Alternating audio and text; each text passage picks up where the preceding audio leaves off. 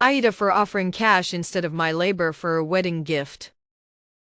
I'm a hobby baker. I've gifted cakes to family and friends before, but I'm very firm about not taking orders. It is not enjoyable to me and would not be a profitable endeavor unless I was pursuing it as a career. These gifts are typically for birthday parties, and the gift receiver gives me a size and a very general idea of what they would want it to look like, and I honor that in my own style and ability. A cousin approached me about doing her wedding cake as your wedding gift to us. After a brief discussion, I confirmed that it would not be a good fit. After she persisted in arguing the reasons I offered, I switched tactics and offered to pay $250 towards her cake order placed with someone else. The amount came from it being the maximum I would have considered spending on her gift. She took a lot of offense at this, saying she can afford a cake, and I was implying she approached me because she can't.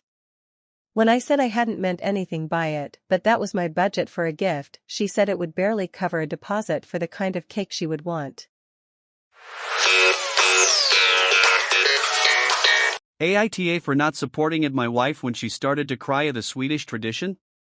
I, 52M, and my wife, 47F, already have 3 kids, 13M, 13F and 20F, but a few months back we felt like we could use a breath of fresh air, so we signed up to take a foreign exchange student for a year.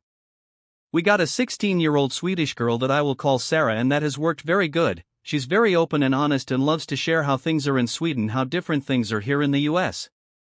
It was her birthday just a few days ago, so we gathered around the laptop while she was FaceTiming her family and they started singing in Swedish, but the song was particularly longer and more repetitive, so after the call I asked her about it and she explained that some families in Sweden sing a song where they talk about shooting, hanging and drowning the birthday person after they turn 100.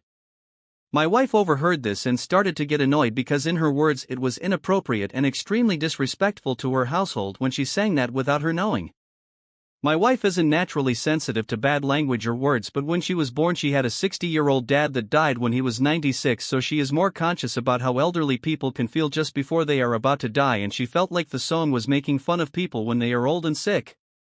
Me and the twins were embarrassed while standing there, so I asked her to calm down and that it's just a Swedish joke song that isn't even meant in that way, but she just started ranting about it was her house too and she shouldn't be afflicted to such derogatory language behind her back.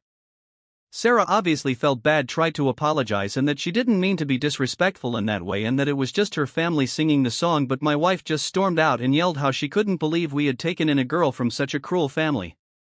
I tried to talk to her in our room right after I assured Sarah that she didn't do anything wrong and to just pay no mind. My wife was apparently more upset at me for not supporting and agreeing with her and started to cry about how I knew what she had gone through concerning her father but didn't back her up.